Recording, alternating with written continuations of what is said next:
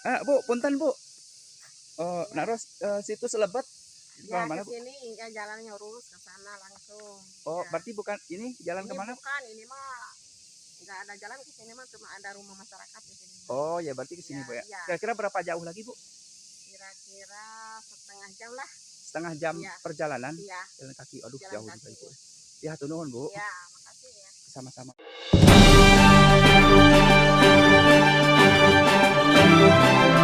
Demi menjaga dan merawat situs makam Kabuyutan Lebet, Ukar Supandi 64 tahun hidup sendirian menetap hampir 3 tahun berlokasi di tengah hutan bambu.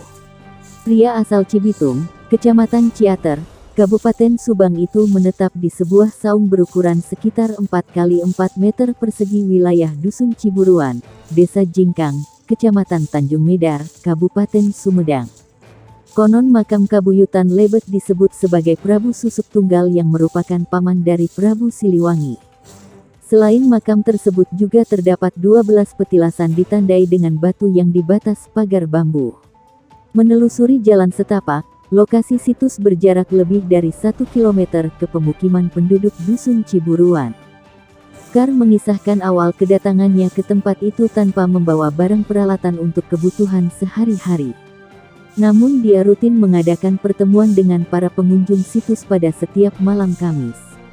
Sekali pertemuan sedikitnya dihadiri 5 orang dan paling banyak hingga mencapai 45 orang.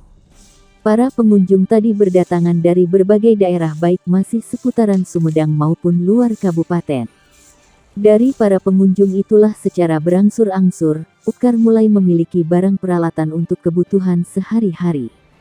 Seperti peralatan dapur, lemari pakaian, sampai mesin genset untuk listrik, membuat sumur dan kamar mandi serta WC semuanya bantuan dari relawan warga masyarakat yang berkunjung ke sini, jelasnya.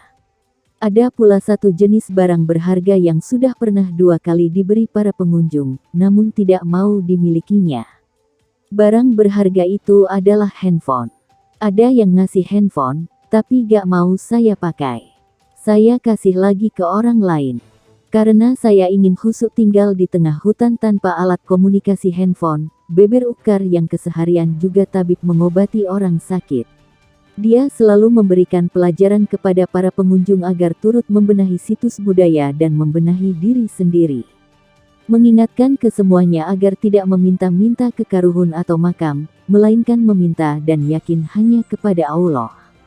Selama menetap di tengah hutan, bertemu dengan binatang liar dan buas seperti babi hutan dan ular serta jenis hewan lainnya di alam lepas sudah hal biasa.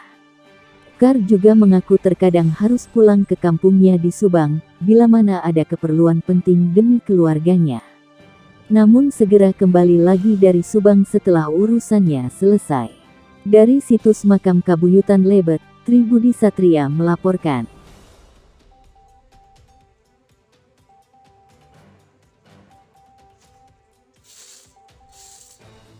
Datang ke sini itu kan saya pertama melihat alokasi di sini. Jadi merasa prihatin karena istilahnya kok ini keramat yang sebesar ini tidak ada yang mengurus, terus ketinggalan lah daripada keramat-keramat yang kecil udah punya gapura, sudah dibeton. Kalau ini masih jauh lah gitu kan, nggak ada gitu kan. Jadi saya ada pikir untuk istilahnya cobalah kalau saya di sini bisa apa enggak kan gitu.